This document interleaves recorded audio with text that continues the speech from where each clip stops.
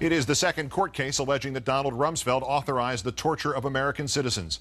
In our third story tonight, we'll hear from one of the two men now suing George W. Bush's Secretary of Defense, Donald Vance, a U.S. Navy veteran, former defense contractor, who says he was held and tortured in an American-run prison in Iraq for nearly 100 days after he alerted the FBI about illegal weapons trading involving U.S. military personnel. Mr. Vance is expecting a ruling on his case from the 7th Circuit Court of Appeals, possibly within weeks. The next step would likely be the Supreme Court. His case could set the precedent for other cases against Rumsfeld, including one now going forward in Washington. Vance was sent to Iraq as a contractor in 2004. While he was there, he says, he saw employees at his Iraq-based company building a stash of weapons to sell to Iraqi officials, some with ties to violent militias. There were even employees giving American soldiers liquor in exchange for bullets and weapon repairs. Vance returned to Chicago and made the decision to tell the FBI what he had seen. The agency asked him to become an informant and sent him back to work undercover. But while he was there, he learned his cover had been blown and he was at risk of being kidnapped. A U.S. Special Forces team rescued him and brought him to local State Department officials. The only problem? He says some of their employees were the very people he had been informing the FBI about. That's when things suddenly got much worse. He says he was awakened in the middle of the night, handcuffed, blindfolded, and driven to Camp Cropper. Camp Cropper, where he endured what the military calls enhanced interrogation, sleep deprivation, days without food or water, and day-long sessions of fierce questioning. Then 97 days into that stay there, he says, it suddenly ended as suddenly as it had started. A guard came to his cell with a passport and a plane ticket to Amman, Jordan. Guards drove him to the Baghdad airport, dropped him outside, and 48 hours later, he was back home in Chicago. 7 months after that, he filed suit against Donald Rumsfeld. Joining me now from Chicago, Don Vance, the Navy veteran who worked as a contractor in Iraq and was detained and allegedly tortured at Camp Cropper. Thanks very much for your time tonight, sir. Thank you very much, sir. It seems hard to believe that Donald Rumsfeld actually would have had to sign off on your torture. Explain why you've reached that conclusion.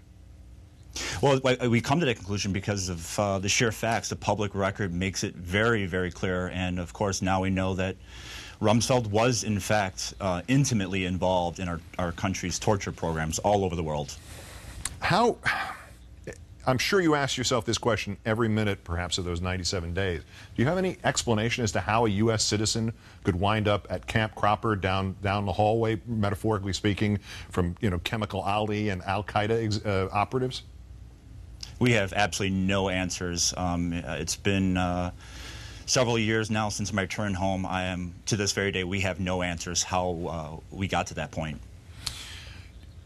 Are you assuming that they essentially stashed you there because the people that you were in fact turning on and informing on had in some way set you up, or was it serendipity that you were handed over to them, or was this the plan all along? Well, I think that I was originally detained because they, one, needed to find out what I had, in fact, been informing the FBI about. You got to remember the people that had the decision-making powers to detain me. I'm reporting on their subordinates. You said that the government has tried to settle with you, essentially tried to pay you to keep quiet. Is that correct? Absolutely. I mean, my case and John Doe's case has nothing to do with money. We have had settlement conferences in the past, and in every single instance, we've come to no agreement whatsoever. We are going forward to court. I have no interest in having any settlement conferences. We know of, what, 3 cases going forward against Rumsfeld that involve Americans. Is that correct? That we know of. Yeah. Something tells me that there could quite possibly be other Americans who just haven't come forward yet. Yeah, that was my question. I mean, there's nothing that you actually saw at that camp that suggested that there were other American citizens there, was there? I do have a personal belief that there were other Americans being held at Camp Cropper, yes. Can you give me any of the details of why you believe that? You know, the guards talk amongst themselves. They're used to interacting with Iraqis who don't necessarily speak English and have a very rudimentary understanding of English. Myself and other Americans were able to understand directly what the guards are saying to each other.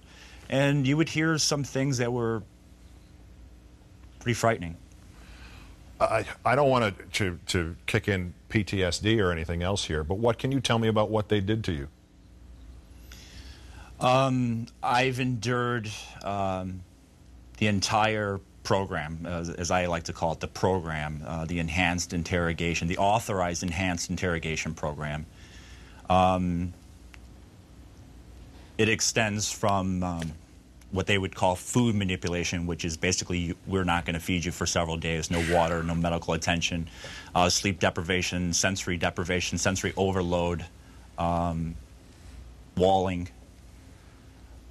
Walling. Explain walling. Walling is the practice where they stand you up against a wall and basically just slam you into a wall repeatedly. Are we talking also about waterboarding? I never faced that threat. I was never waterboarded. I can't speak of if that technique is used in Camp Cropper, but we do know the public record makes it clear that Rumsfeld gave clear instructions to, quote, Gitmotize Camp Cropper. He wanted Camp Cropper to be the Gitmo of Iraq. All right, having gone through that, even without the sort of, you know, the last level of hell, the waterboarding, the basic premise when you leave out the ethics of not torturing, not enhanced interrogating people, is that you will get false confessions. Could you imagine that? Absolutely. Absolutely? I can definitely imagine that. I can certainly imagine someone admitting to incredible crimes, maybe for a sandwich. Given that this, following your narrative, given that you wound up in that place for essentially doing the right thing, for telling on people who were doing the wrong thing in the name of this government and this nation, how did you summon within you the wherewithal, the fortitude to say, okay, I'm going to do this again. I'm going to put myself at risk for what's right again? Meaning my lawsuit? Yeah, because a lot of people would just take the money and run. Anger. Yeah. Incredible amounts of anger, wanting to know why this happened. Why did it happen to me? Who authorized it? How does this program work? I don't really have the vocabulary to explain what I feel. Anger seems to be a pretty good piece of vocabulary. Last question. Yes. Why did you make that decision to become the FBI informant in the first place in this case? When you're growing up as a kid, your parents and Joe Friendly officer who comes into the classroom, they always tell you, when you see something wrong, you're supposed to tell Mr. Policeman, and I thought that's what I was doing. I came home and I approached my my local FBI office, and I spoke to an agent about what I was seeing, what I was experiencing, what I was had access to. And right away they gained a tremendous amount of interest and said, we need you. We need you to help us. Well, and I said yes. Here it is. This is a nation saying we need you to help us now. And I'm glad that you still have within you whatever it takes, whether it's anger or patriotism or a combination thereof, to pursue this. Best of luck with the lawsuit. Don Vance, thanks for your time. Thank you.